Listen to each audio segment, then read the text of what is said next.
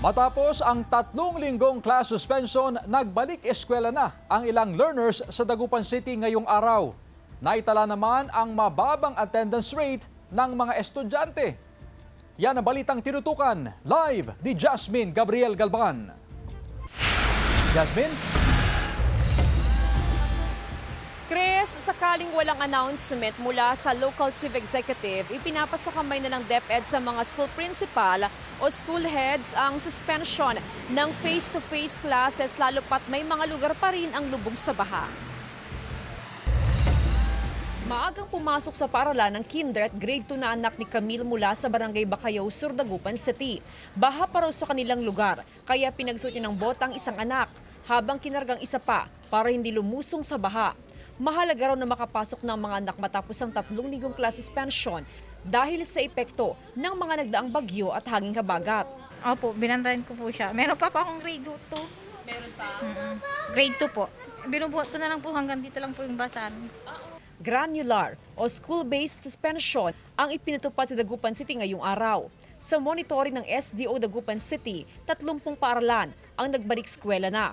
Suspendido pa rin ang face-to-face classes sa iba pang paaralan. Ang ating mga punong guro ay mayroon ng kakayahan na sila ang mag-suspend ng face-to-face classes, di ba? Kasi sila mismo ang nakakaalam kung ano ang katayuan ng bawat mag-aaral, katayuan ng kanilang lugar at komunidad, na kung saan makikipag-coordinate po sila sa ating mga barangay at sa mga magulang kung pwede ang ating mga mag-aaral na pumasok sa paaralan. No? Pero dahil sa nararanasan pa ring pag-uulan, mababang na italang attendance rate ng mga learner ngayong araw. Gaya sa West Central Elementary School 1, nasa 20% lang ng mga learner ang pumasok ngayong araw. Nagpa-modular na lang po kami sa mga hindi po makakapunta sa school. Bagamat marami pa rin hindi nakabalik sa eskwelahan, tiniyak ng Division Office na namomonitor ang sitwasyon ng mga mag-aaral. May mga module nang ibinigay sa mga bata para kahit nasa bahay ay makapag-aral pa rin sila.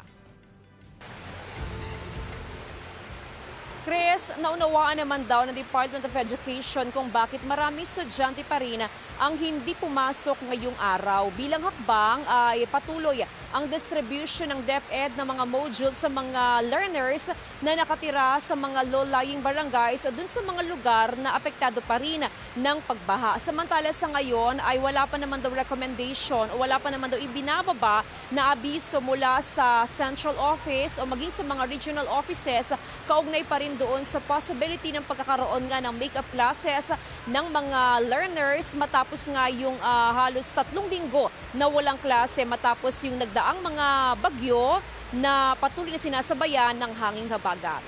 Chris? Maraming salamat, Jasmine Gabriel Galban.